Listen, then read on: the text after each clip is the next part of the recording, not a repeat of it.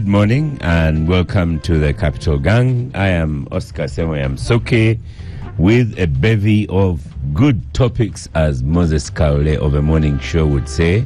And in the studio, I have people already lined up. The ever optimistic Joseph Otieno is here. I've introduced him like that to a new guest.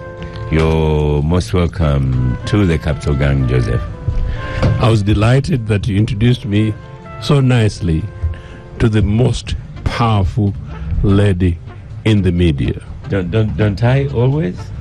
You're always very generous to me. Yes. But I thought it was particularly special because it was to the most powerful lady in the media. Indeed. But it's a pleasure being here, Oscar, and a pleasure discussing the topic in topics that we're going to be discussing today. And my optimism means that not only are we going to be having the fourth estate as the future, playing its part amongst the five estates, but that whatever else, women are going to be at the helm.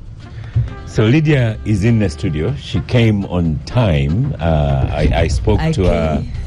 I spoke to Lydia the other day and said, "Don't be late."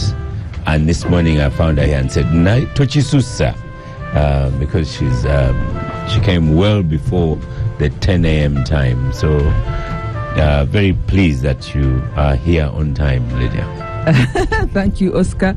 Good morning to our listeners and viewers. I bring you greetings from Mbale City. They are listening into the Capital Gang. But I'm also happy to see Susan Sivira. I have not introduced her yet. It is, I passed that test. Susan is a Gayaza high school girl. I wish Nafi was here. Then you'd hear the Gayaza girls on air. But Susan, you're welcome. I've done it as Lydia, as an OG. For you can do it as Oscar. I don't know what else, how you relate. But Susan, Karibu. I'm happy to see you here. Thank you. We need to train you how to be Speaker of Parliament. You see, I walked into the studios and you did not even give me the decorum. You did not stand up, so you are not wishing me well. And, I'm in the race for I waved. Speakership. I waved. I don't think you saw it, but I waved. No, you are supposed to stand up and bow. Benjamin Katana, good to have you back on the show, and good morning to you. Benjamin has many votes, so Benjamin, please behave. Thank you very much, Oscar. Good morning to my colleagues here and the listeners of this show. I'm also glad to be part of the discussion this morning. Yeah. Derek Wandera, you're most welcome, our regular journalist. We have Boss Woman is here. Boss person is here, so you're going to use very few words. Certainly. I will be speaking very less today because anything spoken here might be used against me in the newsroom. we could write your letter here. And Edgar Tabaro, the other Tabaro that I know, you're most welcome to the gang. Oh, thank you. Yeah, looking fresh. There are many Tabaros, certainly, and maybe I'm the least known. Well, I'm not so sure. And our guest this morning, Susan Sivira, you're most welcome to the Capital Gang. Thank you. Good to be here. Thank you. Yes. You gave me a good laugh yesterday when you argued against my first topic, because Joseph was saying, "What's happened to the topic?" He said, No. Who said it's me? But, so what's happened? What's happened? You tell me what has happened. You're the boss. You called me here. Yeah. What has happened? What has happened? Now, that is the business of journalists. Indeed. So she's now interviewing you. She's looking what's worthy to give a headline. Give me something worth reporting. Nation Media Group. Yes. What's happening to it? What changes have happened? And why? I can't. I can only speak for the why from Uganda viewpoint. No, from the shareholder perspective. Okay. And when you say that you were amused by my call yesterday, I think it's just, which is why I agreed to come, just to clarify the air on exactly what has happened. It is a transfer of shares where the majority shareholder that was the Aga Khan Foundation for Economic Development, transferred or agreed to a transaction where they sell their 54% shareholding in Nation Media Group to a gentleman who is not new to media, Mr. Aziz, who is a Tanzanian entrepreneur. And so that is what has been trending this week. Now, we have documented the reasons why ACFED has decided to divest from media. And it is ACFED is the Aga Khan Foundation for Economic Development. Right. And from their perspective, they want to focus on hospitality, on industrial, on education, and media education for that, as opposed to running media. I think it is important to note that this is a partnership. This is an ownership that is over 60 from 1959. Exactly 66 years. So for somebody to say that I'm now divesting after 66 years, of course I think it's also important to note that the late Aga Khan, His Royal Highness, media was his passion. So obviously. With his passing and a new Aga Khan, you would expect that he probably doesn't have the same passions as his late father, which is a given. But it is newsworthy. Aga Khan leaving Nation Media. I was actually quite taken, not taken aback, but I didn't know that there was so much public interest in the affairs of Nation Media Group, and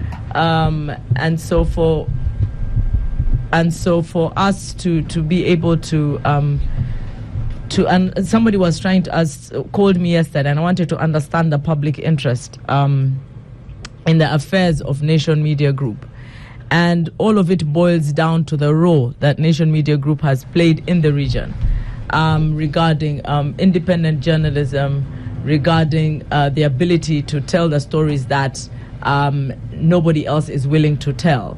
And so the major question when I look at all the analysis that independent vloggers, bloggers, and everybody trying to understand what's going on, the major question is Nation Media Group going to maintain its independent editorial stance? The big question. That's the big question. And that is why, everybody has become an analyst on our affairs. And I think I just want to quote and first of all say that Mr. Azizi, first of all, our Tanzanian business was co-founded by Mr. Azizi. He is the one who, when you look at Mwananchi, so Nation Media Group bought Mwananchi Communications from Mr. Azizi. And so what he has done is come back and not only take back the Tanzania business, but then now include Kenya and Uganda as well as the majority shareholder. We still have minority shareholders in the group. We all know that NMG is listed on the Nairobi Stock Exchange, and I guess that is again where the big whatever. But I think just to quote Mr. Rostam Azizi, who is now the new majority shareholder of NMG, in his press conference on Wednesday, he pledged to uphold the editorial standards and journalistic traditions that have shaped NMG's, and he called us one of Africa's most respected media houses over the past 6 decades. And so he actually emphasized it and said NMG has for decades played a central role in shaping public discourse across East Africa. And so he's joining as a shareholder and a long-term strategic partner, but he emphasized the importance of independent media institutions in strengthening governance and professional standards across the region.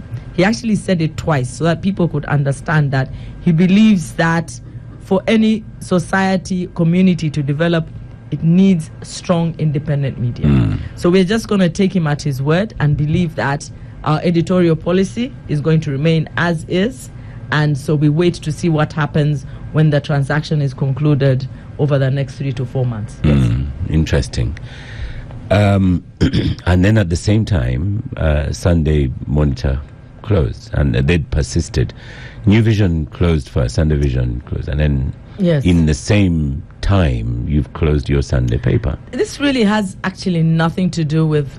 It has nothing. I know, with but the coincidence of it all. No. This is something that was planned. It's been in the works for a year. It just so happened that it happened. It has nothing to do. It has absolutely nothing to do.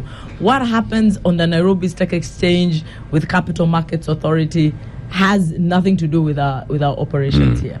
Like you've rightly said, the Vision went first with it last year, and we persisted with it.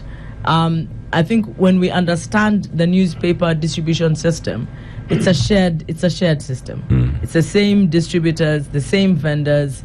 And so when one pulls out and then one remains, for us it just then becomes a business decision, really just based on the cost of distribution. And what does that say about newspaper business? You think back to the Observer. Observer used to have 3 editions a week, down to 1.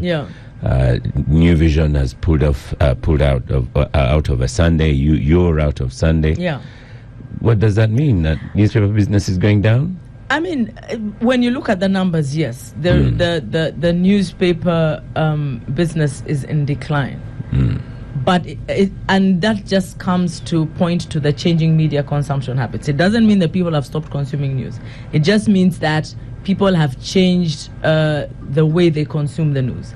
And so for us as a media house, the question is, how are they consuming their news, and how do we adapt and innovate into that new way of consuming news? And that is what we have been doing over the past 3-4 years.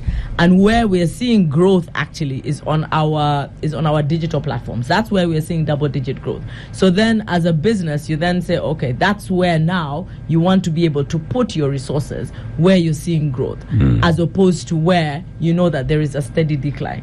Now, of course, you've got to look at it in terms of, from my vantage point of view, we review media happenings across the world.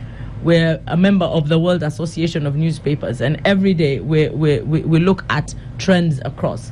You'll see, like South Africa, the City Press last month, they closed. They have a huge storied building. Everything closed, like everyone gone home. You look at the States, in the US, you see newspapers are being launched, and they're actual print newspapers.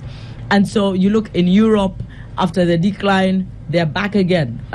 So you've got to be able, when you stay on the trends and understand what's happening with the different audiences, then you adapt so that you can sustain the business. Yeah. We've had a regime here in Uganda for 40 years. Does that affect newspapers in Uganda? Because they have a narrative, they have ideology, and in some ways they've seen Monitor fighting them, in their opinion. No, that's not it. And like I said, the desire for, even when you talk to people in government on the other side, they will tell you, we need the alternative view, right? We can't all be feeding on the same menu. They say we need the alternative view. So that's not it. This is purely about, and it's not just Uganda. Like I said, it's different parts of the world. It's Kenya, it's Tanzania. The weekend editions are purely digital. So it's just about changing media consumption habits. I have the rumor mongers here in the studio between Tabaro and Wandera. They always have all sorts of rumors and myths and everything, and they're both writers.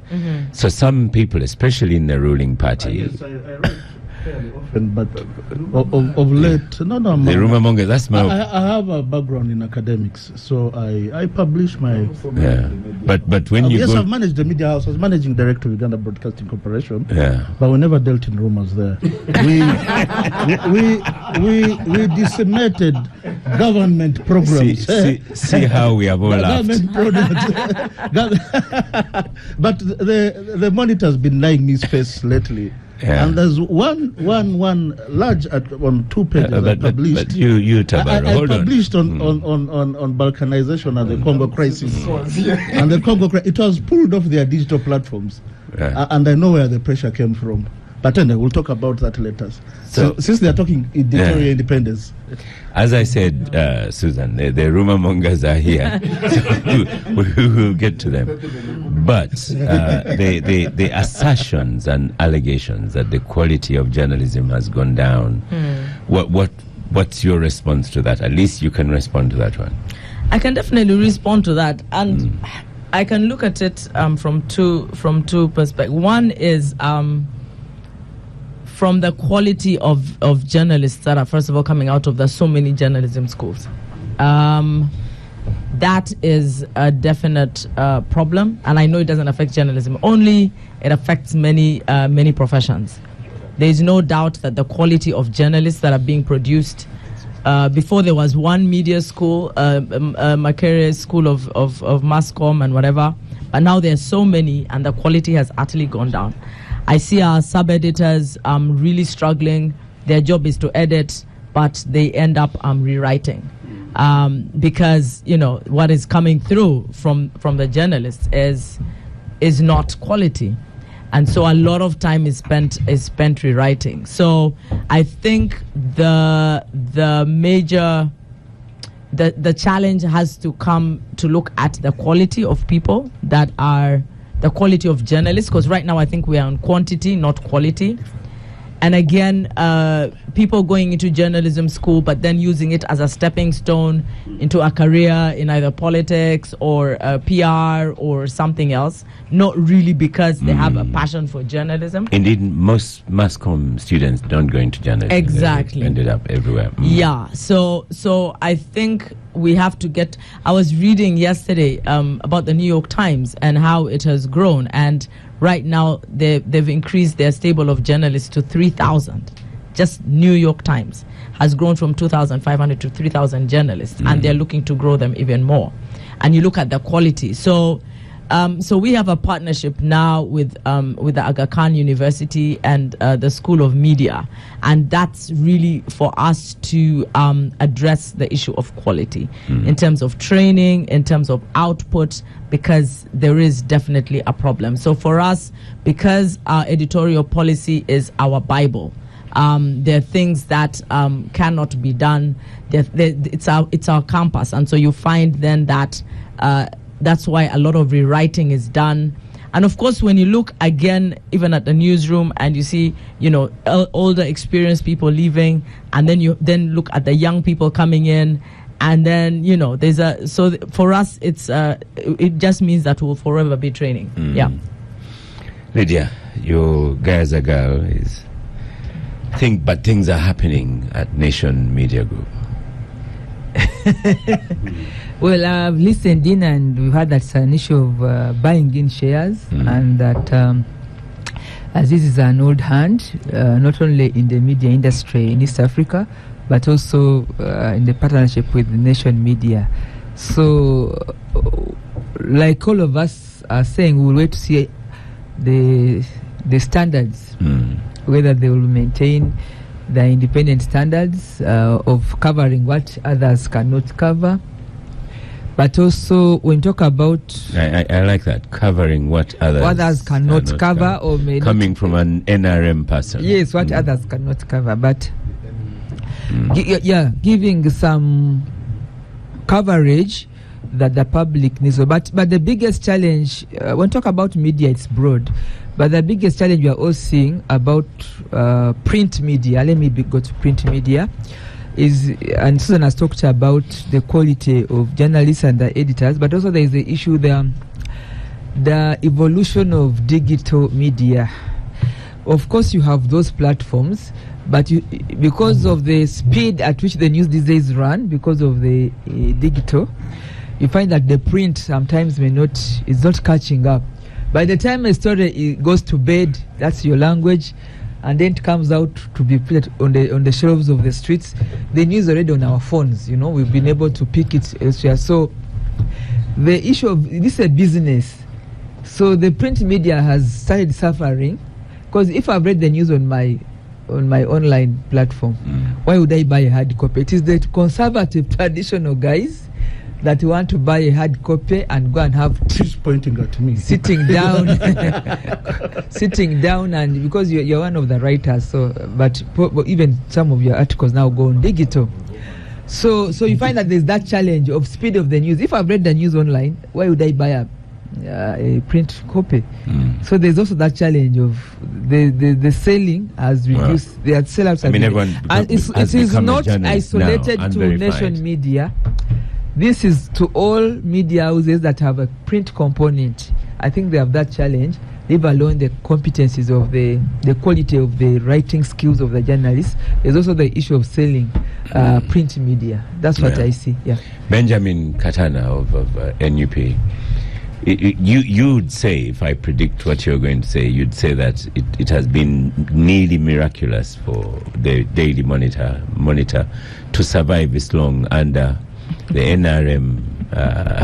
Daily Monitor annoys us in the NRM. because some of you are intolerant. Not just under NRM, but I think the starting point really is to pay tribute to the nation media for being the vanguard of independent media in the region. Like it has been said, and now I think it's adopted by the Washington Post as a slogan that democracy dies in darkness. If you don't have independent media that holds government accountable and speaks truth to power, then they have a free reign. So they deserve the flowers for doing the hard job, even when I think, and like she has said, while many people in government call the nation media and Monitor names, enemy paper, a habit that has everybody buys Monitor. A habit that has been passed on to the son from the father of identifying it as an enemy paper. I think they have done a commendable job in that regard. And of course they have had troubles. If the Aga Khan, I think from the 60s, when he started the first media outlet in East Africa, it focused on really being a platform for transparency, for independent voice, and has had trouble with many regimes, the Kenyatta regime, the Moi regime, and here. Because authoritarian regimes are normally uncomfortable dealing with questions. They want to push their narratives and they become the gospel truth without being challenged. And that has attracted, of course, a lot of pushback from these authoritarian regimes. But I think legacy media generally across the globe has had challenges away from the discomfort of the authoritarian leaders lately because of the disruptions on account of the digital revolution in information. And Lydia was talking about information. When people read on X, on TikTok now, they have information. They don't have to go and read newspapers, except those who want a deeper understanding of the news that is trending. But most people are just interested in, grabbing the trending headlines. They don't care about the depth. And I think that has affected, it has affected sales, has affected so many things.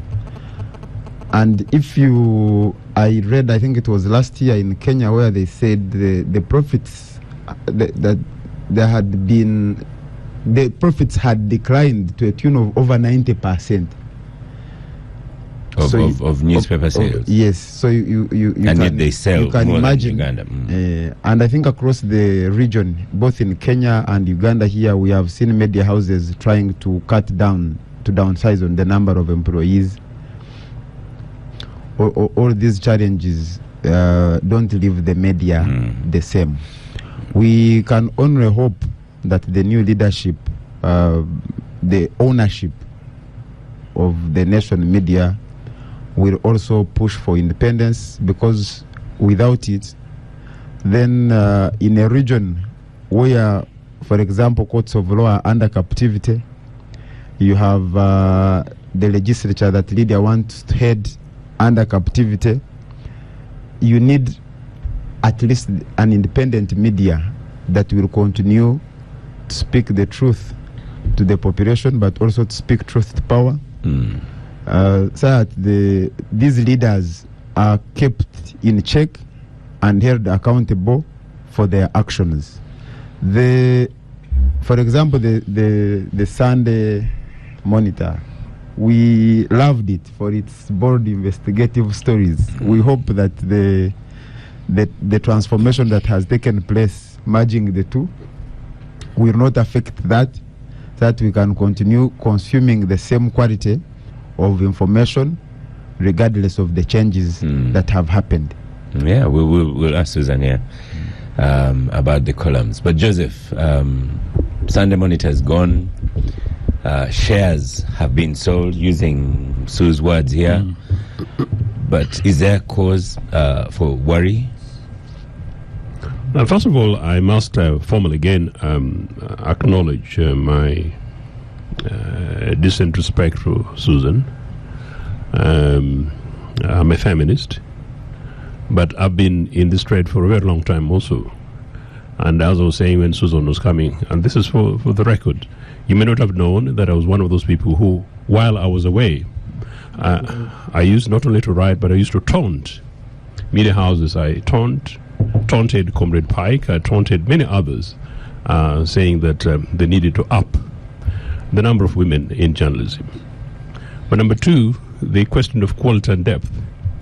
I'm very spoiled that I attended St. Joseph's Primary School in Nagongera, and I was fantastic in English.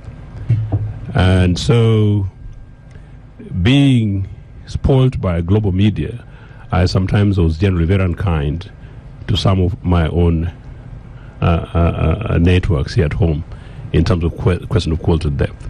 So we really hope that whatever happens, as Susan commits, that question of quality is not compromised. And many people in the media, including many who listen to me, would know that continuously, whenever we have conversation, particularly Susan, with younger people in journalism, I would like to pray that people grow beyond nation media houses and then go ahead and become the best in the global media wherever they can. And that can only happen when people are well-trained, well-groomed, well-cultured, and they work towards depth and excellence rather than anything else. And I think a young friend around here will attest. I happen to have started a media house in my living room in London 30 years ago. I started the Congress on my laptop. I can remember the International Voice of Uganda People's Congress. Now, looking back at where we are today and looking at the challenges, I can sort of partly sympathize with the print media, as has been suggested. But the most interesting thing that is not mentioned, and I think which somebody mentioned to me yesterday, is that actually, while the merging is taking place, the one thing that the customer does is to get better value for money, because they'll be buying one paper to cover much more depth, much more width, and covering over 2 days. But I happen to be one of those traditionalists that would always normally look towards weekend papers that do no longer do today. But Susan also doesn't know that I have my column, which has not been closed, with the Sunday Monitor. So I'm one of those people who's mourning. My letter from London, I'm told, used to make a few people, maybe some listening, quite rather uncomfortable. But I've also been told by many of those people that they used to look forward to my column, just like I'm sure they'll be looking forward to. So this is a traditional thing. But whatever happens, I think the broader, more important thing is the question of independence of the media. That the Nation Media Group going into the hands of Comrade Aziz, somebody whom I had an idea of, and I think passed through via Dar es Salaam a few decades ago, that the quality of journalism, the editorial independence, is not compromised.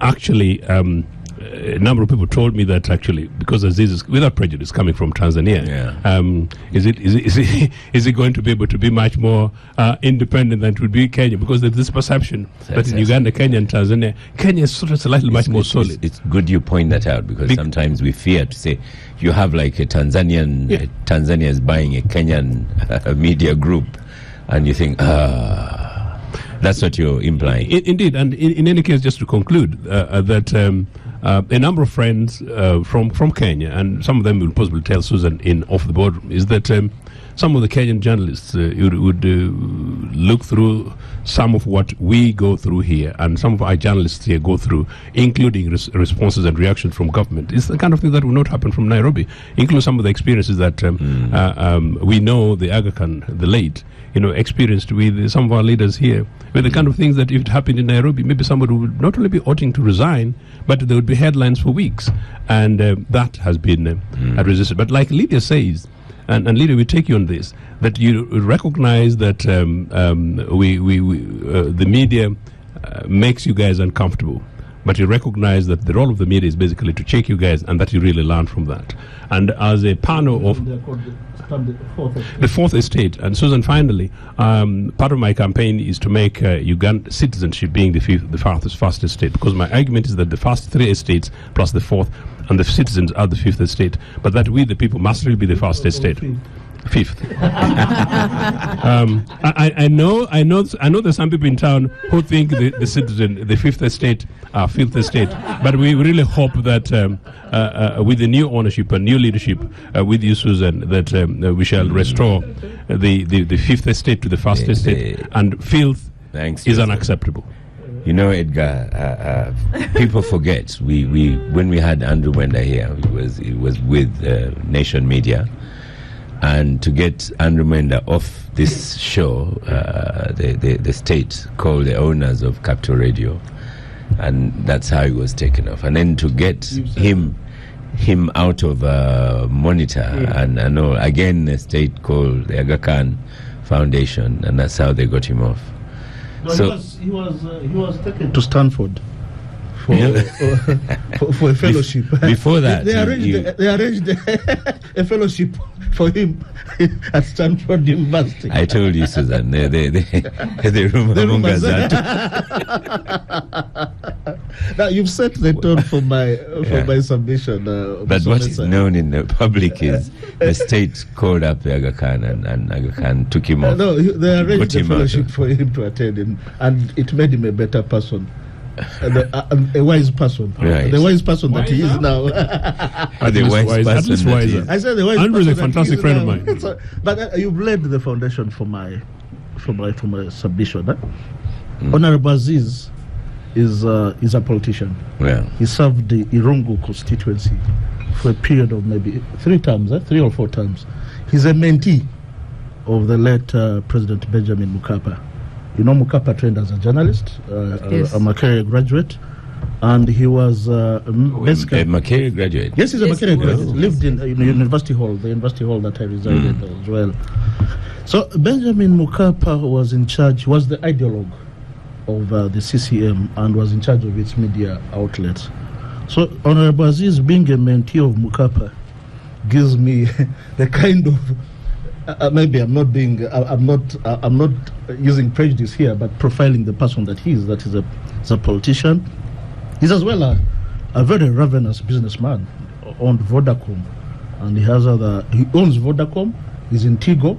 These are 2 different telecom companies. Yeah. Now, a man who is able to hold shares in more than one entity in the same industry, in the same sector, where regulation should be in terms of competition should deny him that opportunity. But he has the leeway.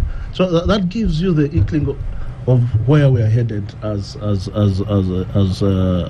in media in Uganda, because I think if you look at the structure of the media in Uganda, the structure of the and I'm talking of market, not just the editorial approaches. The structure of the market in Uganda is that NMG and Vision are the leading. Of course, Vision obviously because it gets a good chunk of government as well as subscription. Every MDA ideally subscribes to the new Vision, and that's how they're able to keep afloat. But over time, and I like bringing historical aspects to some of these things because they don't exist in isolation. At every epoch, there have been disruptors that have come in to challenge persons in the marketplace, persons in business, in the legal sector, and the media houses were not going to be stay unaffected. And I'll start 1945 in the United States during the time of the. You have gone far back. No, the time of the Great Depression. Not far back. I'm giving you a perspective. There used to be a very influential periodical called the Weekly Digest, and it was renowned for being spot on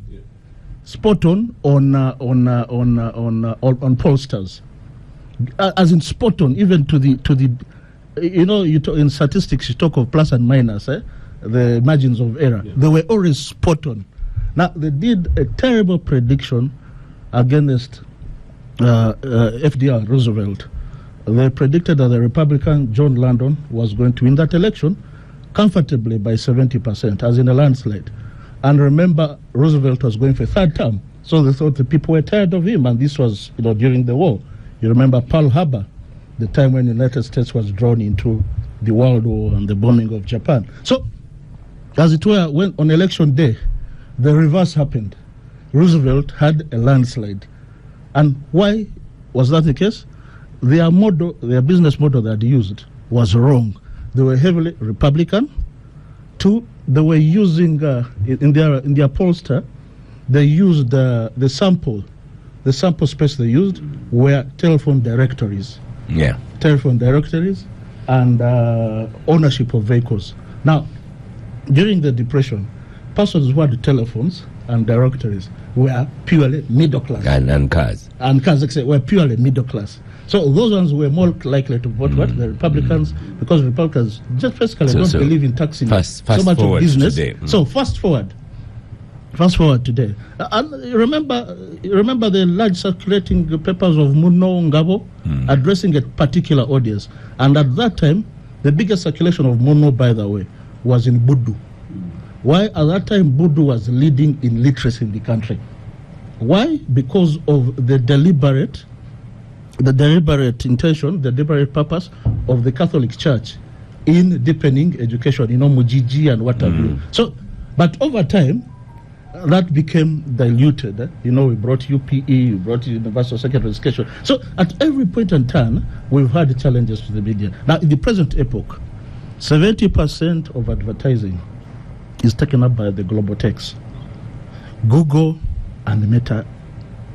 And so lately, advertising is driven towards the social media, TikTok, X, and Facebook taking the chunk. Subscriptions in Africa have not increased. In the Republic of Uganda, digitalization is half. The digitalized population in Uganda is half of what we have in Kenya, for instance. So when you're talking about going digital and having the hard copies as opposed to the digital, you're looking at a market that is basically small and is continuing to shrink. So it's a global challenge. But I must salute really the NMG for keeping afloat amidst all these challenges. Amidst all these challenges, and I think it's a case study. It's a case study for us, not just for media, but also for business. NMG is a listed company. I think it's cross-listed on the... Only Nairobi, not Uganda. Okay. So it's a listed company, and having a media house that is listed and maintains its independence shows the value that they bring to the fourth estate. And quite frankly, I'm a regular writer, although I must say I said it on air.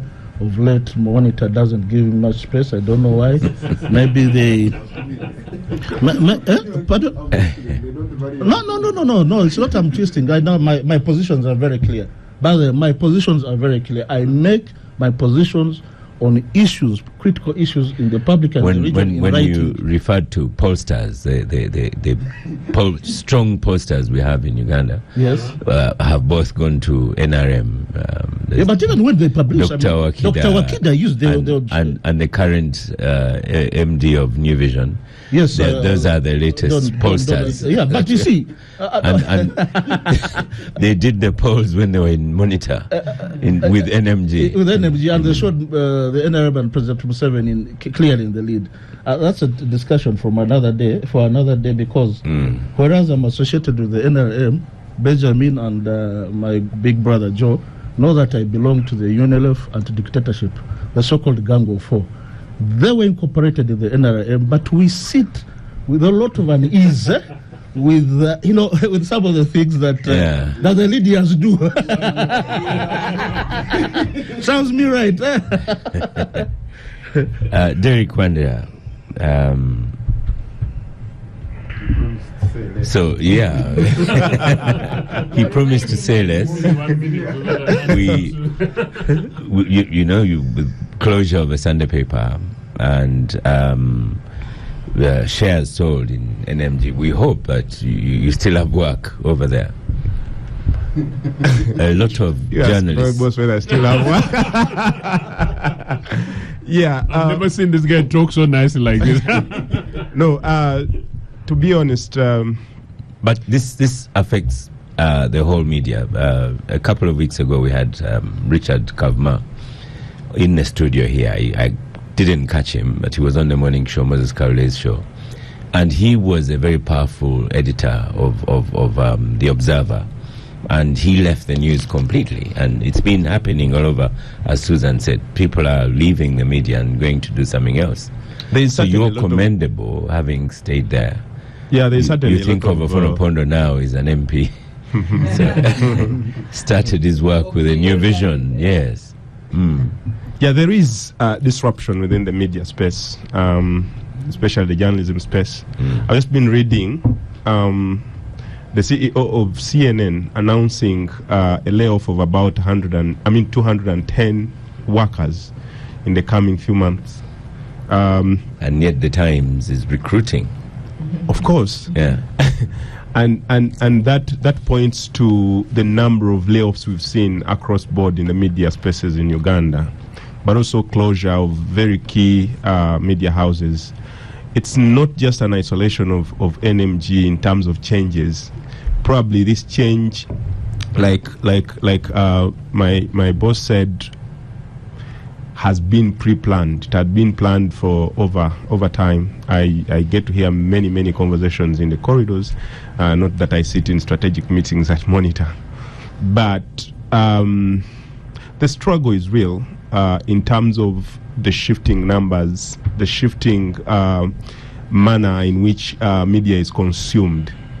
You look at Daily Monitor in the early 2000s. Anywhere about 2014, 2015, selling anywhere about 29,000 copies a day. Maybe New Vision was a little bit higher, with around 35,000 a day. And these numbers have been dwindling over time. Now that you see that you will struggle to make 10,000 or even 10,000 copies. Yeah, in Uganda. You'll struggle to make those 10,000, and it's about the manner in which people are consuming the news. Like many have agreed that at some point you would have thought that the Red Pepper would never have closed, because it was a closet newspaper for many men reading Red Pepper. Not me. Women are like. Yeah. They'd fold it in Daily Monitor. My father used to buy all copies of newspapers, but for one or the other reason, he would go with his Red Pepper in his bedroom. So maybe that's why it was needed. So I don't know whether he didn't want me to read all the content. But now we all agree that we read most of our news on our phones. I mean, it goes without say that there is a shift. More people are consuming. The digital transformation is real. I think in NMG we started talking about digital transformation about 5 or 6 years ago. We have been doing that, but not forgetting that there are conservatives who would be happy to sit on a Sunday or a Saturday, spread their legs and have their copy in their hands and read away a 2,000, 3,000 word story or an investigation or an analysis for deeper understanding. And probably that's the reason as to why the New York Times still lives up to today. That's why probably Daily Monitor still has space on the streets because of the traditionalists. Now, if they begin also waning in terms of consumption of this hard copy news, then you have a thing or two to think about the dynamics that they are in. You talk about the quality, and to be honest with you, I will tell you that we are endangered. So, about 1 week ago, a journalist was attacked on the streets of Kampala by the KCCA enforcers. And Is he vending? No. He was doing his job, recording and I mean taking. There has been a lot of enforcements happening on the streets of Kampala. Right. So this journalist, is actually doing his job. So one blog, I don't know its name, comes up with a headline: KCCA officials beat NBS journalist to nearly death, who filmed them while taking bribery from street workers. Someone threw it on our platform, and I looked at a would-be very good story, just being killed with grammar. So one, there are two things here. One, journalism has been impeded. But two, journalism has been killed by quality. In a way, you dispense journalism. So language is very key in communication. And if you don't choose the mode of language you're going to use, then you're going to kill everything. So for a person who is particular with language, you read that headline and I'm not reading this story, certainly. And yet this story must be read. This story must be appreciated because of the impediment on journalism. But how is it being killed? Quality. And I thank God I have gone through NMG, because it's just luck that you get there. And there is a lot of gatekeeping. There is a lot of training. There is a lot of mentorship. And go to other media houses and you'll struggle to get these skills in terms of gatekeeping and whatever is coming through, it's just thrown. And for me, that's the biggest danger that media and journalism faces, that everyone is jumping onto the bandwagon of calling themselves journalists. Journalists who do not separate between media practitioners, people who use media spaces to do whatever, and journalism. Journalism is a noble calling, a noble career. But now it's being killed by people who just jump onto it without listening to all the ethical codes of conduct that we have. Thank you. Now, when you look and read that headline, you will say, journalism has died. And yet we are not looking at who is dispensing these kind of blog, as you said. Yes. Yeah. So, Joseph, you want to say something before we come quickly, back here to Susan? Susan, if you hear what Derek is saying and what sort of all of us have been saying, really this is the burden of responsibility really for you, because you are at the helm of this, that every effort should really be pushed to the question of quality. But one thing which is also not being talked about is the question of terms and conditions of guys in the media. One of the many reasons why people leave is the pay, but of course that may be around your level plus, but something that we need to be able to talk about. Some journalists I've met are people whom you can't believe are actually surviving on their pay, and sometimes they're compelled to compromise their own quality and sometimes editorial positions. I used to write for the New African magazine. And when these guys were going through review, they narrowed in terms of the spaces, but the quality was not compromised. In any case, it was upped. I think it's a big challenge, but I thought Edgar also was right to refer to the Weekly Digest, which kept some of us then going until recently. I don't know really what the younger guys in literacy and journalism today look up to, but in any case, there is no reason why the new organization that is being now led by Susan cannot aim to beat the level for the rest. The Future government would create an enabling environment in which that would happen, including financing and supporting those, but it would never interfere with independence of journalism here. Okay, thank you. I hope I remember everything that everyone has said. First of all, I think Derek should have put a disclaimer on that headline. It was not, that was put on, it wasn't our headline. No, he said exactly. I think that's the first disclaimer you should have put. Because now they think that was our headline. Exactly. That's what I thought. You should have put a disclaimer. He did. He said it's some blogger put it on your platform. Right. Yeah. Now, okay, I didn't hear that. No, you did. Okay. Oh, now. Trouble. No trouble. You did. I apologize. Now, let me start with what Lydia said. Newspapers, okay, I'll say us as NMG. We moved, breaking news moved a long time ago. A long time ago. We do not break news in the newspapers anymore. That is history. The reason, even here, Capital Gang, I tell people we don't do breaking news. You don't do breaking news because that's already been done for you on social, right? And then it's broken on social, and then people come back to credible media houses like ourselves to check whether it's true, to verify whether it's true, and then of course after that, it's for us to do the analysis and the depth and the whatever, and that's the whole enterprise journalism. Stories that are not being told. Analysis in what's happening in health. Like our headline yesterday is malaria, why is malaria on the rise again? After we thought we were winning the battle against malaria. That was a health story. That's a big thing in terms of us to be able to understand why is malaria on the rise again. We know that malaria is the #1 killer in Uganda. That was our leading story. Often we lead with stories on reports on health, reports on auditor general reports, and analyzing them and seeing what's happening with public spending and etc. Sector, mental illness, much bigger than malaria. Yeah, but we do those stories on mental. We actually lead with stories on mental health as well. So the point I'm trying to make here, I'm being told I'm too loud. No, it's not true.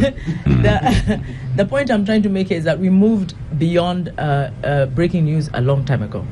When it comes to Edgar's submission, I am not involved in the day-to-day what happens, story choice and everything. And that's a story you need to have a chat with your editor to actually understand. I do know that, people say newspapers are dead, we're not reading. But everyone wants to write. And they want to write and want to see their stories. But nobody's reading. Now, when it comes to revenue, even if I break down in terms of revenue, even with all that's being said, this hard newspaper, which people say nobody is reading and whatever, that is still 60% of our revenue. That is what is keeping our doors open. That is what pays my salary and pays everybody else. That is 60% of it. Even if people saying nobody's reading, digital revenue, let's be honest. And I've seen it because every year we have a Digital Media Africa conference. And those media houses that are purely digital are now looking for alternative sources of revenue because it does not keep the doors open. Exactly. It does not pay the salaries that can keep people employed. So we have that delicate balance, and that's my monkey. How do you balance between keeping the legacy and then growing the digital? Because this legacy is what is supporting the digital. So you can't. I can't go when you introduced me to Joseph outside there, Oscar, you said that, he's the most optimistic person, right, that you've met. I don't know whether it's to do with politics. Now, for me with media... It's upbringing. Now go and get a primary school. Now, for me, I cannot... I have switched off his microphone. Now, for me, I cannot go with a narrative where people are saying, because the newspaper, let's say the newspapers are dead, because when I look at the numbers, it's what is keeping me in business. You understand? It's what keeps keeping the doors open, from the courier to the vendors, or whatever. That's what is happening. To Wandera here, who we regularly invite. To Wandera here. Yeah. So I can't go with that narrative. I have to block out that noise and then understand that I've got to sustain this legacy business, and then we've got to grow because that's where we're seeing double-digit growth in terms of digital. But bottom line, if you were to strip us and say go digital only, trust me, everyone will go home. Every single person will go home. So that's my monkey. Like you said, that's my monkey. Now, of course, we're always thinking, how do we motivate? How do we pay people better? How do we fare? And of course, when you look just across this market, of course, there are things that will happen on First Street. They closed all the regional newspapers, all of them. That was like 2-3 years ago. All of them gone. That was a whole, when I was marketing there, those were big things that we're doing with those regional whatever. But all closed. You understand? So it's important for us to then look and say, within what we're doing now, how can we ensure that we are giving, and that also keeps me awake at night, to make sure that we're paying people a decent wage, so to speak, a decent wage. And we're looking at those numbers, and seeing that what are the changes that we can make. And of course, from our perspective, we've got to work with the different heads of department and say, in order for you to be able to pay your people better, these are the changes that you have to make. And as any business owner, that's really what you've got to do. Now, again, even when you say big tech and what big tech has done to the advertising revenue.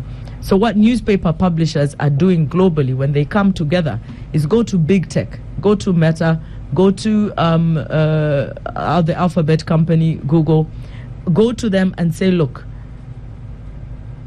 what percentage of your content is news?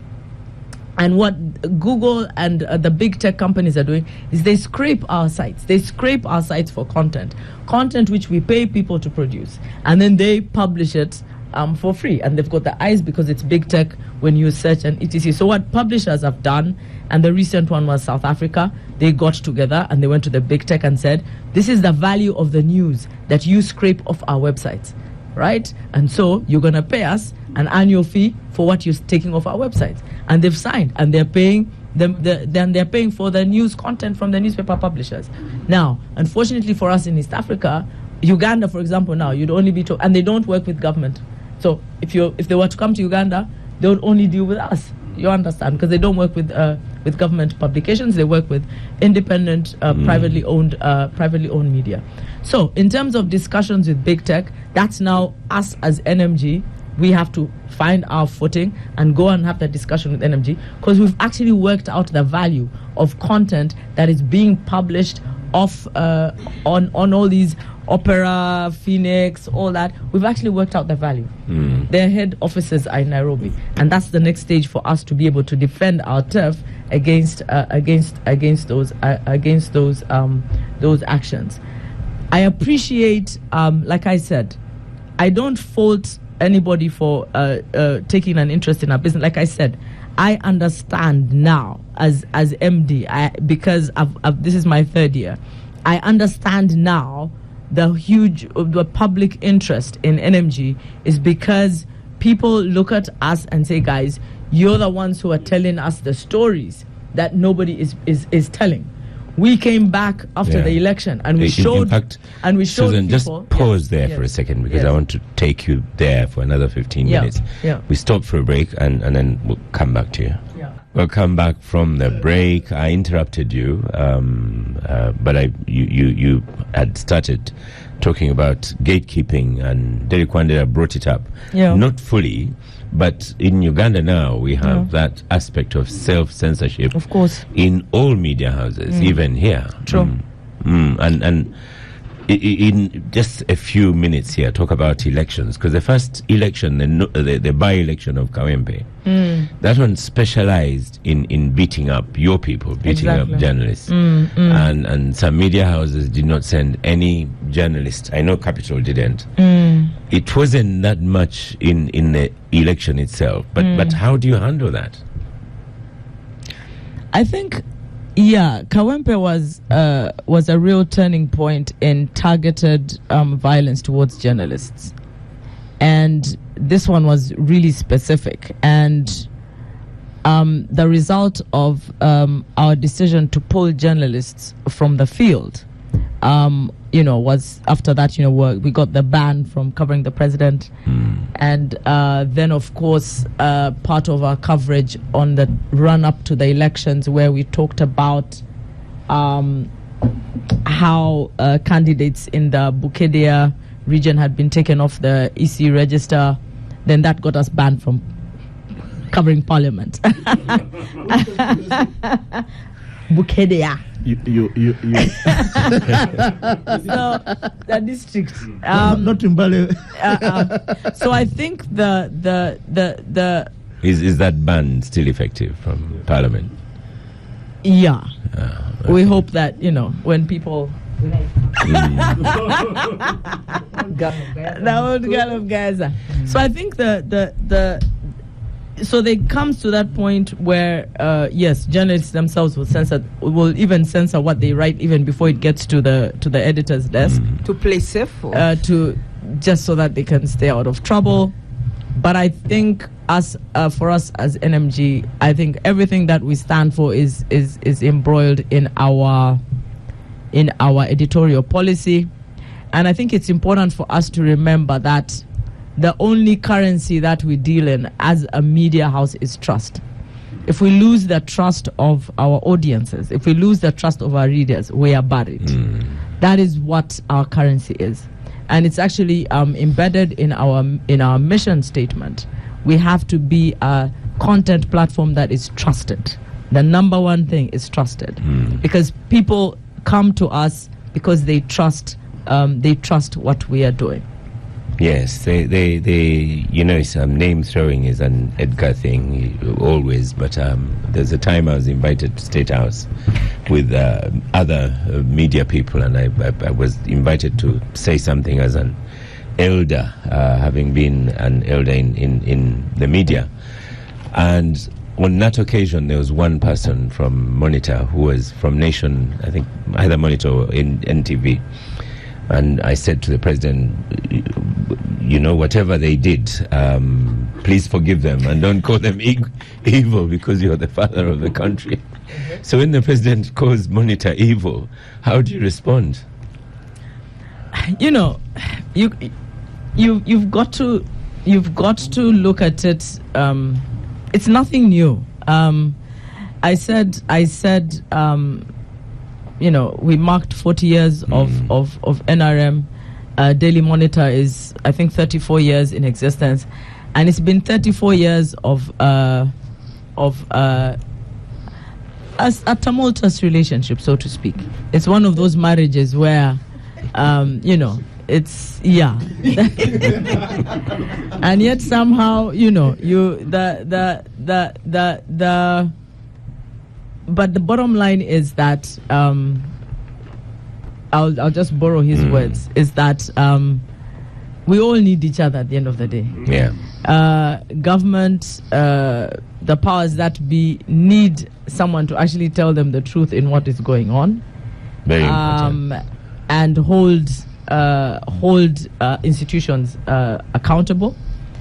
And somebody has got to tell that story. You never want to get to a space where the alternative voice is completely suppressed. And so our promise is that we'll continue to do that. Well, we wish you the best. We already missed the Sunday Monitor, so we wouldn't like. Oh, it's not. But the columnists are in. It's now called the Weekend Monitor, and the columnists are in there. Tegule. And for those that, for other content that will be premium content on our behind the paywall on our website. So that which is because, like I said, we've got to do the balance between the print and the digital. So if you don't find the content in the print, you will find it. You'll find it by subscribing. When I was still doing television, my producer wouldn't allow me to invite Gawaya Tigers.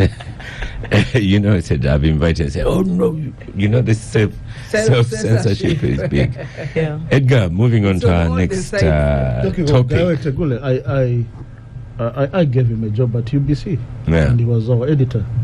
Well, so if you were at UBC, you'd still give him a job. Certainly. I commend you. I one of the people who Edgar. I should leave. I had Gawe Tegule, I had Agra Awori as a regular panelist, and he was still with the UPC.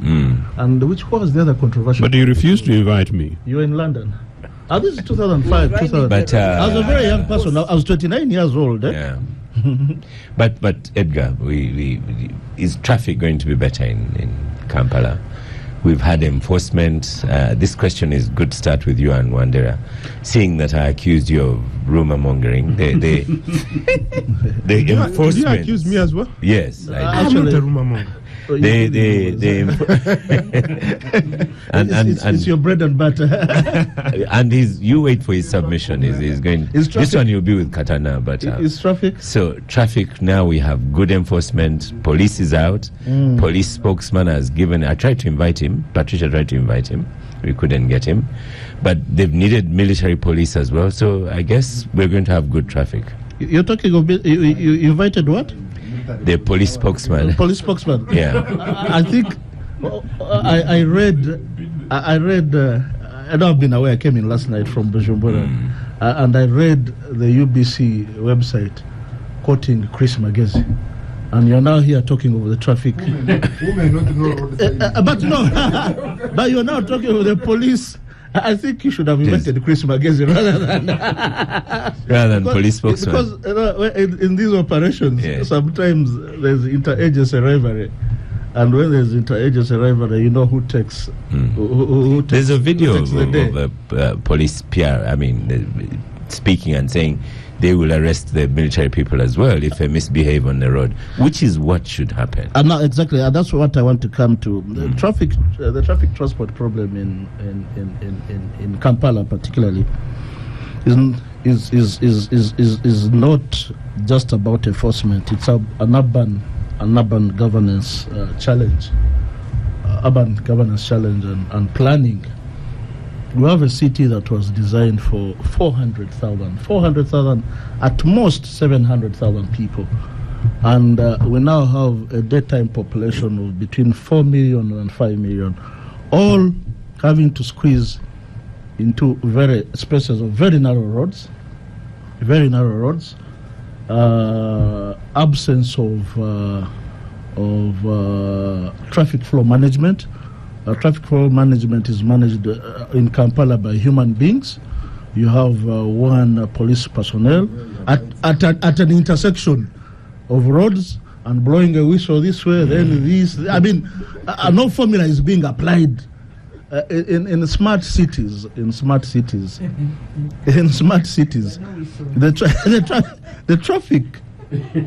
traffic lights the traffic. Even the ones controlling the traffic stand the danger of being knocked down by either a moving vehicle and our never-ending borders. In our area, traffic has really grown, Kajansi, and they do a wonderful job trying to manage us. Because it is a little more planned, so traffic flow there is likely to be much easier than the rest. So it's about planning, it's about governance, and as well about impunity. Many of the systemic structural challenges in Uganda we have arise from impunity. If you can tame impunity in this country, then everything else might just fall in order. It's not necessarily the magic wand or the silver bullet, but we'll have a beginning. That if you can say, arrest a general, arrest a minister who is speeding, who's driving over islands, who's driving in a one-way traffic road, driving in the opposite direction and disrupting. Get a minister, get a general, arraign them at the traffic court, send them to Ruzira. It will send a sign to the rest of us that we can't do things and get away with them. Planning of cities. We have planning regulations, but do we even enforce them? I live in a suburb called Moyeng. It has many outlets into the city, but there's only one functional outlet. The others either have potholes or molds of soil, earth, almost in the middle of the road. You have utility companies that are digging up the road without even informing us. And it's about 5 kilometers from where I reside and where I work, which is in Nakasero. It takes me an hour and a half between leaving home and getting to my place of work. And that is the earliest I can get there. Sometimes when the head of state has used that road, it takes me more than 2 hours, sometimes 2 hours and a half. I mean, that's a lot of time that we lose. Well,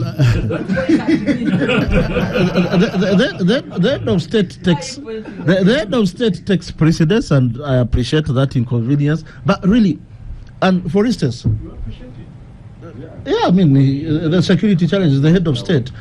You can't wish it away. We live with it. Chief, we live with it. We live with those consequences. That's what we elected ourselves for. We must live with the consequences.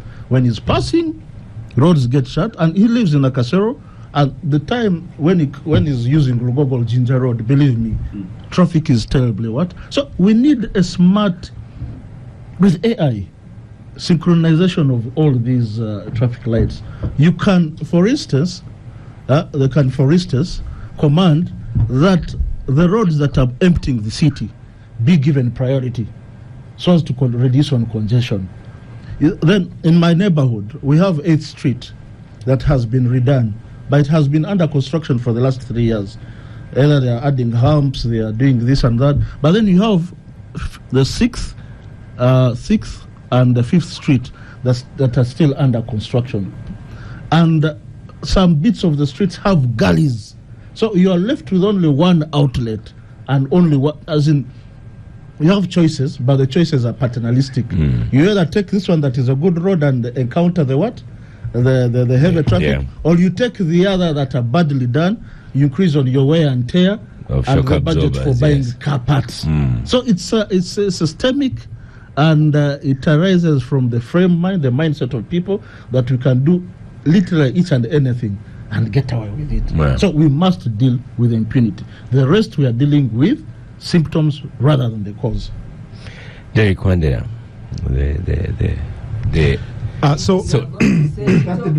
pardon? To the super offender. No. So on, as I said, Benjamin, the two rumor mongers are here. So on Monday, but you Monday know, morning, Edgar has stated why we need this orderly system and so on. But do we need military police to do it? So on Monday, at around 9, so my editor calls me and says, we've discovered there's a lot of traffic that's happening along Gayaza Road. Can you kindly run there and check out? So I reach and expected to find traffic police officers. I found heavily armed military officers, some from the SFC, I can say, and there were 2 points. Little did I see any traffic officer. At some point, military men had to wear the reflector of traffic officers. So they actually usurped the power of the traffic officers. And from my journalistic view, I wanted to know what exactly it is that they are looking for. Now, we all here are drivers. And we know when you're stopped by a traffic officer, they are going to ask for your driving license. They're going to look at your third party, look at whether you've been speeding or whatever. And if you're cleared, you go. I was amazed that not many times did they ask for the driving license. One, the biggest question was checking on who are the occupants of the car. Oh. So open your doors and we check who are the occupants of the car. And then they tell you to open your car trunk. Then upon opening your car trunk, then these others were actually trivialized on that day. Your driver's license and the third party taxes and stuff like that, insurance.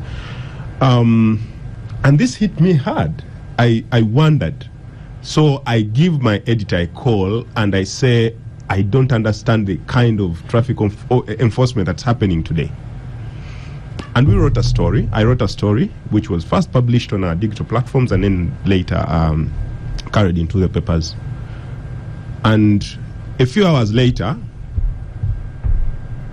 of course, the spokesperson of police of the army responds to the story with a statement saying, no, we are not looking for anyone in particular. We are just enforcing traffic, but we are doing this jointly and stuff. Of course, I had talked to the spokesperson of police, but also the spokesperson of traffic. And I was wondering, I can hardly see you in this enforcement. What's happening? They said, no, we are around. But these people are just helping us. So, and also the timing, you're questioning the timing. Why now do we have, because there have been so many generals I've seen on the streets causing a lot of mayhem, some of whom have slapped traffic officers in their way of running. And so we question, why now?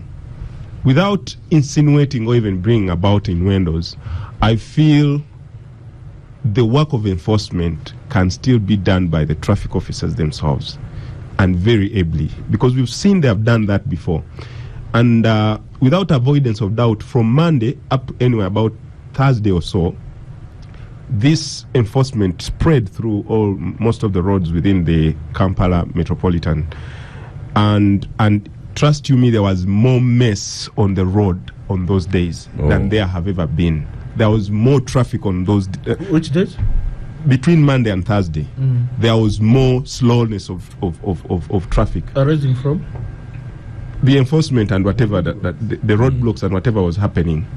For someone to move between Gayaza, because I live along somewhere there, between Gayaza and town, there are people who used more than 4 hours to get to town, just on that day.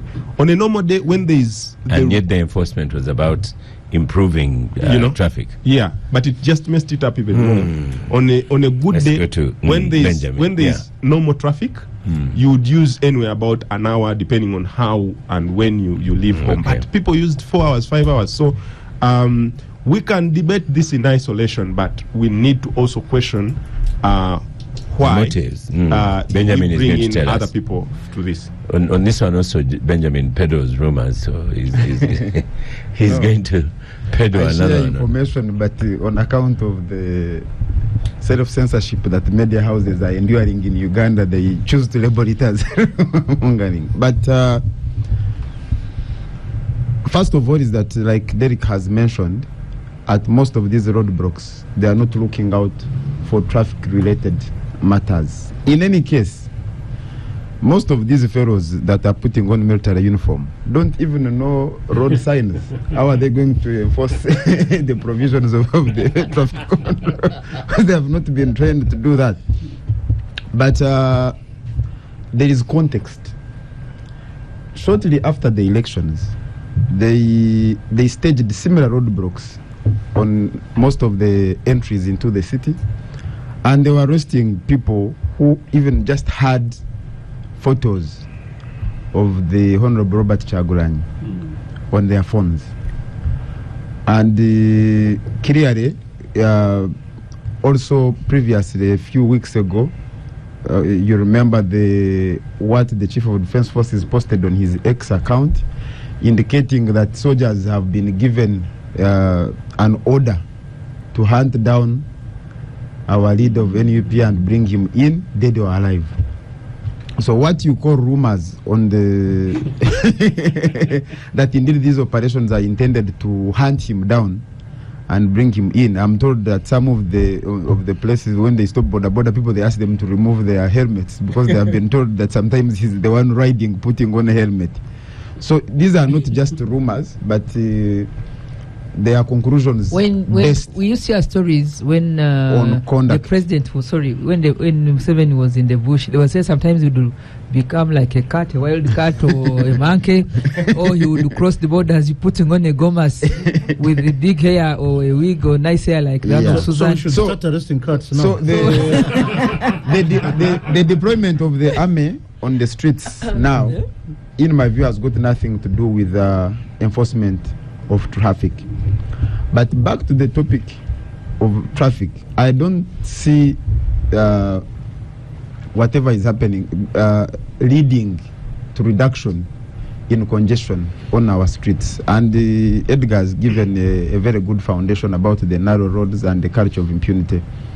The culture of impunity, which now the impunity is not just exercised by people in positions of authority. It has become part of our culture. Our society has been infected by the NRA mentality, which the successor entitled to NRA is NRM.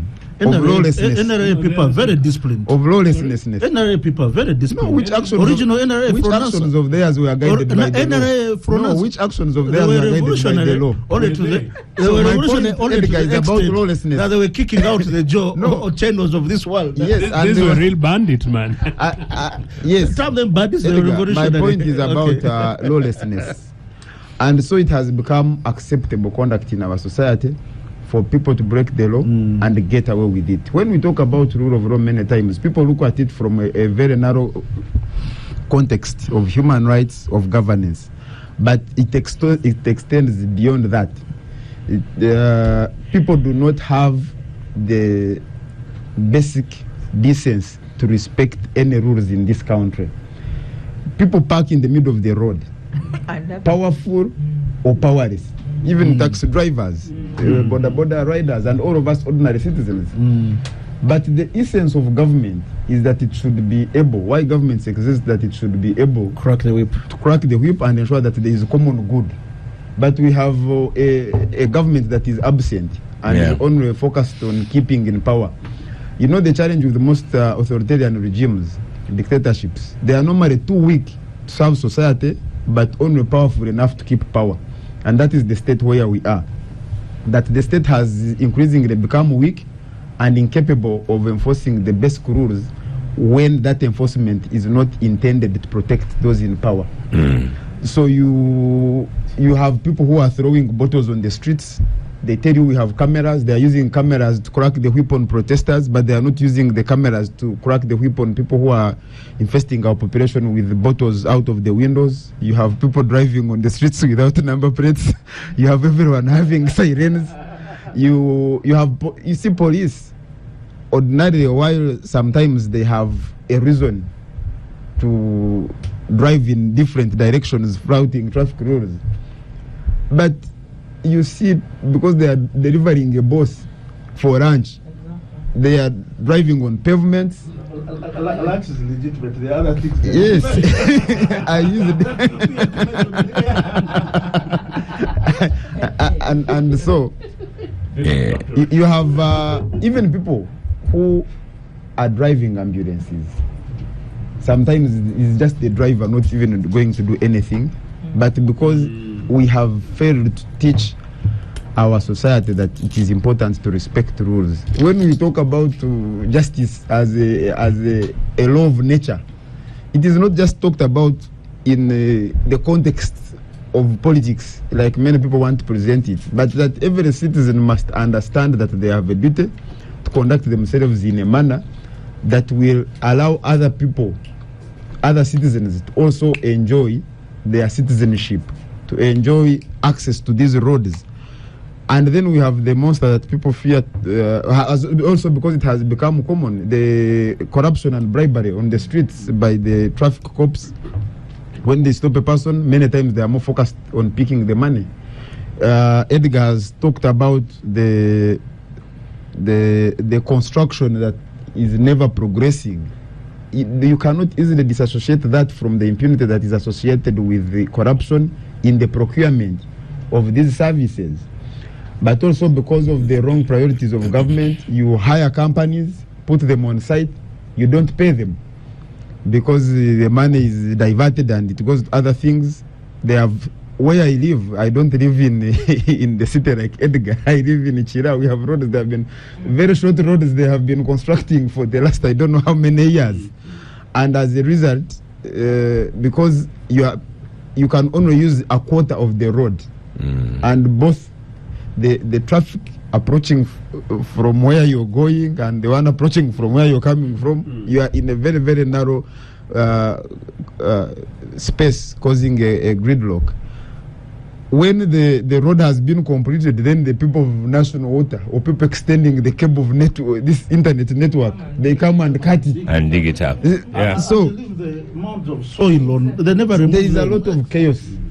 And in that case, unfortunately, the chaos that is in our country and in our city cannot be disassociated from governance, from leadership of the country. Okay. And unfortunately for the country, the NRM now is going through what you would call political decay, incapable of reform. Really? Incapable of reform? It's incapable of reform, yeah.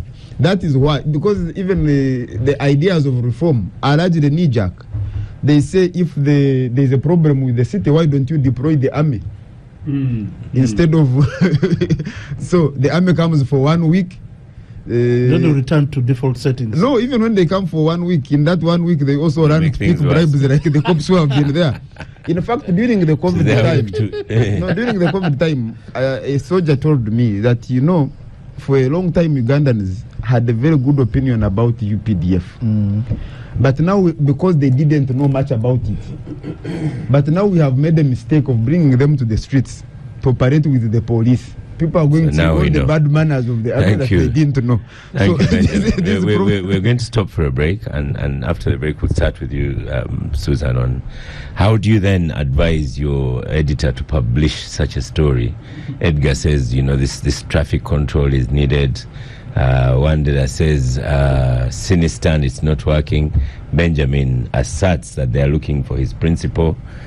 Let's stop for a quick break. Welcome back from the break. This is the Capital Gang. Susan Sibirwa, MD, Daily Monitor. How then would you cover a story? You've just listened to 3 narratives on this table and a little bit more in the break. I think really for to us, make and it I'm not editorial. General manager editorial. I'm not the managing editor, but my understanding is to get the facts and establish the facts, and then hear from the various. Which is why Derek said, they reached out to the police, they reached out to the OC traffic, just to get their various views, and then ours is to present those views, and then let the public make their choice on based on their experience. That's really what it is that we do. So it is really about the facts, and I think we are in an era, and I think we've seen from our who was formerly a big brother in the US that truth can be as relative as you want it to be. It's quite interesting, especially coming from the recent election coverage. You look at something and then you look at somebody's explanation of the situation, and then you're actually thinking like, are you listening to yourself? Like, do you actually believe what you're saying? These are the facts, and this is what you're saying. Was this about the wire that was cut in the ocean that led to loss of internet? You're just thinking like, and so I think the official position. Balaam is an official. So I think we're at that point where truth as we know it has been so diluted and bastardized, and people look straight in a camera and they tell a lie with a straight face, and everybody around you, even the camera people, look at you and they know that you're telling a lie. But because of the position that you're trying to defend or whatever it is, I used to say, I don't know how people go to sleep at night. And then somebody said, who said anything about sleep at night? So I think we just to talk about the lawlessness, once we failed to regulate the borders, and traffic lights apply only to cars, they don't apply to borders. Once we failed once you fail, and then now any car, Derek, even your car, if you decide you want to go the other way, you will go the other way, and that's it, and you'll get away with it. I keep saying that right now, any person in uniform can do anything with traffic light. They can put sirens on a Toyota Noah. They put sirens on a Toyota Noah. Yes. Or a Vitz, and come and approach. If you're on John Baibiha Acacia, start from here and go across on the opposite. And just because you're in uniform, it's a siren on a Toyota Vitz, nobody's going to stop you. That's the lawlessness we have. And so, but you see, for me, the sad part is that it is now it has crept into it. The sad part is that when you look at primary school prefect elections, it used to be something so simple for primary schools to elect their prefects. But now it's posters, parents putting their children in roofless cars, and promising and paying money, promising things. There was a story sometime back of Luchamuzi's son having lost an election. Yes. In P5. Then he said, next time, my dad refused to give me money. Exactly. Next time, I'll mobilize from money outside the family. So you see, the challenge now is that now even our children have been brought up, you're sitting in the cars you're seeing your parent doing exactly the wrong thing in traffic. So that's what you grow up seeing as normal. So I think for me, as a society, I think we need to have discussions where we actually go back to the drawing board. This kind of lawlessness cannot build Uganda at any one point in time. It cannot build Uganda. This lawlessness cannot, and someone rightly said that it boils down to governance. It boils down to leadership. It boils down to leadership at the I was driving here this morning, and there's a road that is being constructed in a swamp. It steadily but surely, there's a road being constructed in a swamp. Before you know it, you're going to see a housing estate in that swamp. And it's all happening under the eyes of... So when does community stand up and tell people, those of you who live in Chira, you've seen, we call it a dormitory, built right in the road reserve. And right now, we swim through lakes every day just to live. So I think at the end of it all, until as Ugandans we actually realize that none of us are gaining from this lawlessness, and so we've got to rise up and say, guys, enough of the lawlessness. Let's go back to the basics of what a decent moral society should be. Susan, I'll leave schools alone. I'll invite Derek Wandera to cover our elections this year. Your election is also done the same way? We want even to export the service because we are doing it very well. Very, very well. Bloodless, no violence. An election in Africa. Smooth, accepted. An election in Africa that is bloodless. Yes. We do it online, results are out that evening, and celebration next day, and we move. Do you have biometric voter registration? We have all of that, yes. And they are working? Completely. Maybe the EC should benchmark with you. I keep saying we should export our services. But Joseph, you're on the microphone. I think you're joking, but if that's actually what you do at your school, maybe you should actually bring it as a topic. So we have a conversation and we save many of the public schools, many of the private schools. Joseph, you'll visit us when we have an election. Looking forward. You are allowed one poster and you can draw any more that you wish, but looking forward. Very seamless. And we would really save parents because this is a national crisis at the moment. But that said, on this topic, I think it's been said, bottom line is governance. But I will just have to make 2-3 quick disclaimers. One, Edgar suggests that being a president gives you the entitlement to subject citizens to what Mr. Museveni is doing. I totally disagree. On the question of security, I will talk of experiences. One, I wrote actually, Susan, in my then Sunday column on David Cameron in 2 Range Rover cars traveling from Downing Street to the big court where he was to testify. At the time, it was a very heavily heated stuff for which they should really have had big security conscious question on their prime minister, serving prime minister. He went, 2 Benzes. Of course, the media, as usual, followed him and it was live on television.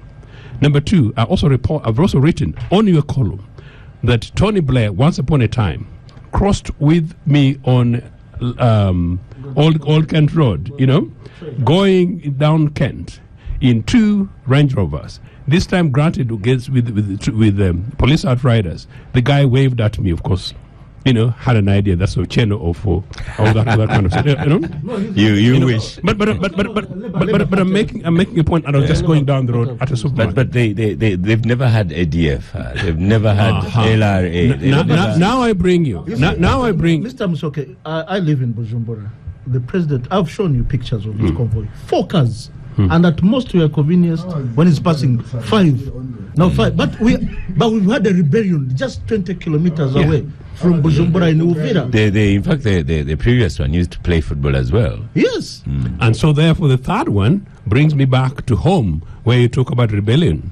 In 1985, shortly before July, it would have been possible about May, I was actually escorting my Mugisu girlfriend from down here, John Babiha, Akasha, down the road. You also had them besides the others. She was schoolmate. I was just trying to say to impress Lydia. No, but it's a fact.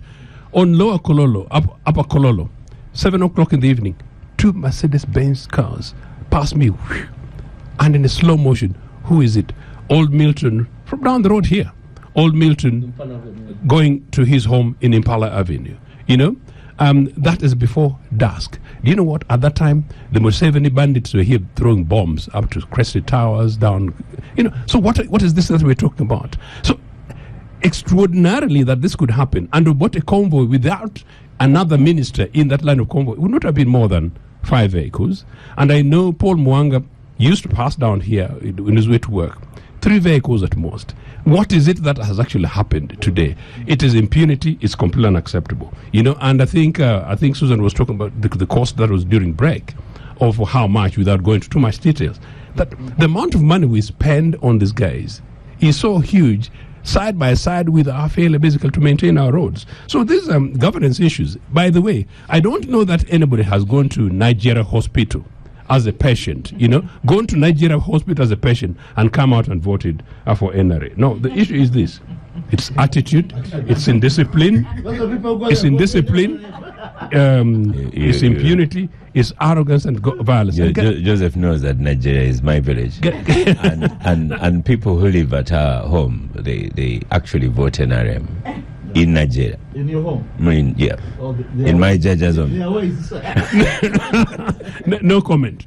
But I think as Derek was saying, the day before yesterday, turns out actually near Nigeria, I saw a guy on a phone, and whoever that guy is shame on him. He was speaking on the phone and was pulled off by the police officers. And he just went on.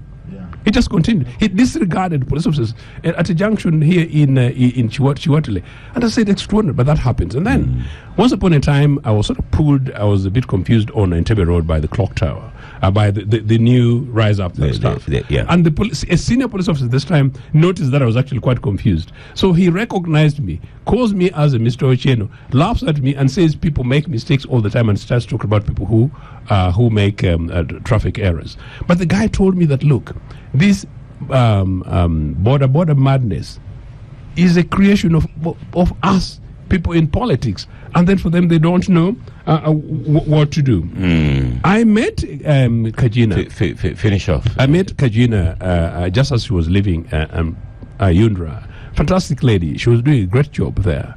And in the course of the conversation, when you talk, you realize that some of these issues, are sort of helpless amidst the madness. And finally, to finish off, the other day Nabanja was out on the road. Did you guys see that story? Nabanja on the road with my good friend Musa Ichweru, and they're doing a bit of a Tanzanian late president stuff on the road. And they're saying, what these people are talking about, what Nabanja was talking about, which planet has she been living on? And where are the key officials? Where are the people who commissioned these guys? Who are the people who are responsible for compliance and monitoring? You know, it's a broken system, and the sooner we're able to sort out these things, the better. But finally, it is about transportation, as my brother Edgar was talking about, planning Kampala. They've killed our trains, they've killed our public service buses, they've killed the broader planning, Greater Kampala planning. I told Susan's network once upon a time when we were just returning with Jimmy 20 years ago, and I think some people taunted me on KFM at the time that, look, you know, an estate starts in Chira.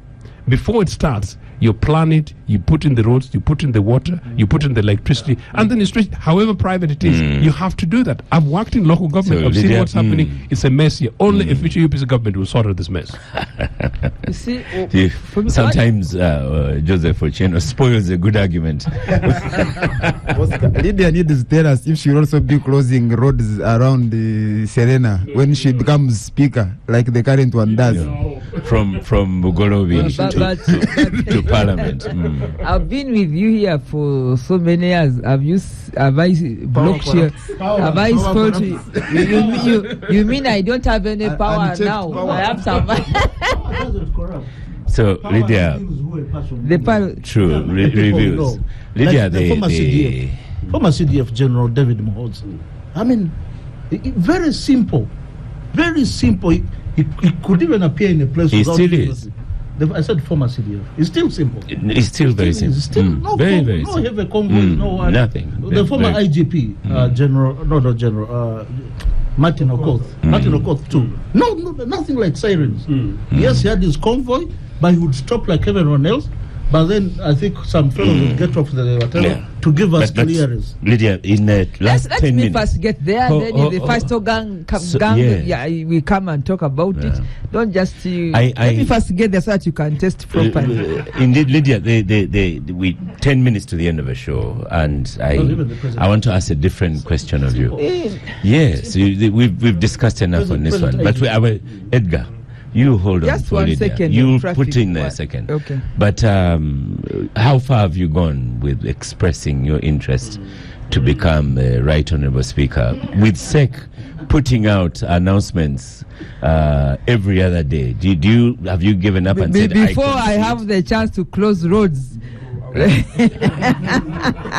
So are you putting up your hands and saying, I concede?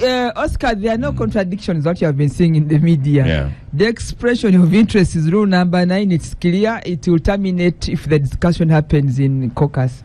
So from caucus, we shall come with candidates of the NRM to take to Parliament for elections. So I have put in my expression of interest. They can only take it in or reject it, and that will happen in the NRM caucus. But haven't they rejected it by saying this is who we have? Oh, nobody has rejected it because no one has, first of all, called me or have not received. I wrote formally. So nobody. Well, Parliament. You can laugh, but Parliament is actually very legalistic in procedure. So I'm applying to an institution that is run through rules of procedure. What else do you want me to do? To go stampeding on the tables of the house? No. To go on the media and start shouting? I will not. I'm going to follow the rules because the institution I'm applying to be deployed is run by rules of procedure. If it was about something else, maybe I would be playing another game.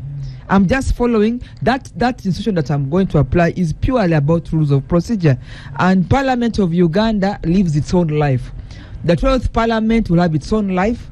It will have its own rules of procedure. It's run by rule of law. And that's what I want to do. So don't pull me to what I'm not want to do. If it wasn't a legalistic rule of procedure institution, I would be maybe dancing at a rally because you can also apply to be a mobilizer. So I would be trying out strokes of I don't know who to, but I'm applying to run. Hey, yes, and then I will go and deploy some extra bomb because I don't have this bomb for dancing. You see, So you see, there are so many jobs in NRM. You see, Oscar, there are many NRM. There are so many jobs in NRM. There are those who are mobilizers. There are those who make the dress, the yellow thing. There are those who play the drums. I'm applying for that job. It's about procedures. It's about rule of law. It's about writing the laws of our country. So how do you expect me to play contrarily? I will not. But when we get to the caucus and I say, Lydia, you're not fit for the purpose, I will salute and sit down. But if they give it to me, I will take it, and for sure, I'll run parliament the best way you want it to be. And Susan also went to Guyana. So I'm with two of us today. The world in which we're groomed and taught is long. We're not fit for purpose. It's gone. The Uganda's moved past us. We're at just or go. No. For now, the rules. I also disagree. Edgar, as I told you, Joseph Otieno, ever optimistic, and Susan Sibira here has said optimistic. My job is to train youngsters, and I live with that hope, and I deliver. For the global. No, even for Uganda. Even for Uganda. That's what I do. Let me tell you, Oscar, and the listeners. I'm going to make a compelling case for purpose of Speaker of the Fourth Parliament, and I'll leave it to the caucus to decide. If they think I'm not fit for the purpose, I'll raise my hands, bow down to the candidate, and they go to vote for that candidate in the main house. But for now, I'm following the rules, and I think I am fit for purpose. Caucus allow you to address it, considering that the top organ of the party has already come up with a decision. But why are you reading that letter in part? Because they said there will be caucus, and that those who have a good case, you will be given chance to present. And I think I have a good case. So let me talk about traffic. No, for issue of speaker, for issue of speaker, when I come here next time, including Benjamin, who has many votes, please, you begin. Let help me start practicing decorum. Practicing how to even treat people, practicing how to be tolerant. Considering the standards that have been credit to Lydia. Considering not to use a lot of power because there is so much power. And considering the standards that have been set by the current leadership of Parliament, you don't need a route of training.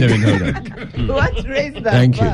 So on issue of traffic, yes. Oscar, for me in Uganda, and I think, I don't know if I told it you or whatever, you see, it's interesting that Ugandans, the way we have been, it's like we're in a small port and we roll there, because all of us wake up around 6 and now hit the traffic. Before 6 o'clock or before 5:30, roads have no people. But 6:30, everybody is on the street. Then we begin saying, traffic. Why don't you become a little clever and out of the norm? No, the traffic is acceptable. Then like hell would have it, even people who are constructing roads also appear on the roads in the morning. At night there is no road construction. I don't know. Is it a policy issue that you cannot construct at night while the roads are a bit more free? Because we have been outside Uganda, there is a lot of construction of roads at night. But here, it is no comfort. 5 you all go home. Then you all wake up in the morning and come and fight on the street. Lydia, I'm going to allow guys and girls to speak last. The floods. Yes. Huh? I'm going to allow guys and girls to speak last. Let these people squeeze in a sentence. The dry season, there's nothing. There's no talking about opening drainage, constructive drainage. But when now it's raining, then everybody is running to preempt floods. People are moving in buckets. And blaming one developer. But yet we know very well. Joseph, what was your 1 minute? Lydia, hold on 1 minute, Joseph. I think she made an emphasis that might easily get lost. She's simply saying that she's testing the system within NRM, and it's really good to have credit. I'm just doing what is right. In other words, she's trying to do what is right in a space in which she's doing a right thing in a space in which things are very, very wrong. And to your credit, you wait for the outcome. Linda, I thought I was crediting you that you. I've switched off your microphone. Benjamin, your one sentence. Benjamin, your one sentence. The new sentence is that Uganda needs a fresh start, a fresh government, that you cannot have well-managed traffic in a country that is poorly managed. Okay. Derek, your one sentence. Benjamin managed to squeeze in 4 or 5. Institutions. Yeah, of course. I've been speaking little. Institutional breakdown in the country is very real, very real. To the extent that if you find that traffic officers are thrown off their jobs and other institutions are coming in, I feel. Edgar, 1 minute. An introspection as a country. Well, I'll say it in one sentence. Deal with impunity that has developed as a culture, and the rest will fall in place. Yeah, they brought military police. They are dealing with impunity. Deal with impunity. So conclusions, Susan Sibira, we'll have the guys and girls speak last, and Right Honorable Wanyoto will speak last on the capital gang. Well, I could have given them the other minute. well, since the initial discussion was about NMG, I'll just take the opportunity to thank our audiences, to thank our readers, to thank everybody who has an interest, and to really say thank you for your support through the years, and we promise to continue to deliver as to our policies. Thank you. Usually we have the real gang at the back here, out of studio, where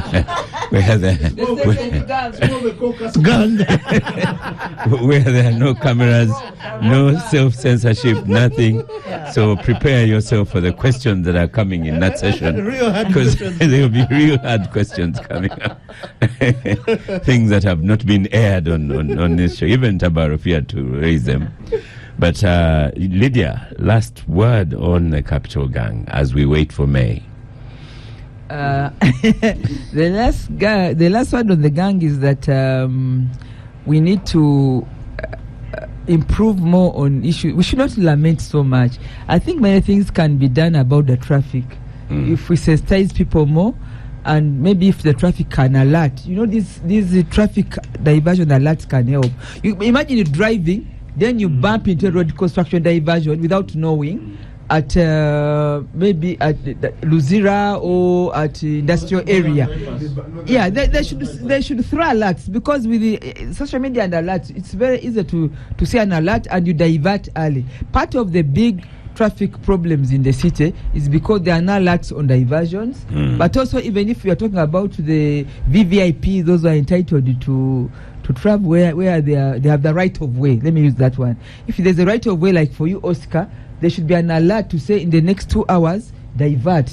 It would make life easier for everybody. On school days, I also don't know why those sirens people move in traffic time. They should leave us alone. On school days, Oscar, because school days are also heavy, they should be able to, traffic should come into alert. On the opening day, I don't know, for some reason, Seta to Mukono, these are Lugazi. There are so many schools up to Namagunga there. On opening day, you don't go, but there should be even alert how parents can travel, diversion of roads, and they head a power. This can be done so that we stop these blind traffic congestions. Thank you. I can tell you that we're going to have a bit of traffic on Entebbe Road and in our school because we have sports day, and parents have attended, so many of them have not listened to gang. Take traffic to give. So was it other school up on the hill? In Webaja? Taiba. No, the other one on the hill. There's Standard, is it? Which Taiba is one I know. The one. That's Mr. Musoke. That's Mr. Samuel Musoke being himself. Thank you. This is the prime time. You can't give it to a visiting day there today. Thank you, Star Cafe for powering the gang. Thank you, Susan Sibira, for coming to gang. Yes, thank you, the rest of the gangsters, Madam, soon to be speaker. Thank you so much. Yes. Rough Cuts is next. Eid is next week. So I am Oscar Semoya Msoke, and I wish you a lovely weekend. I'll see you next week.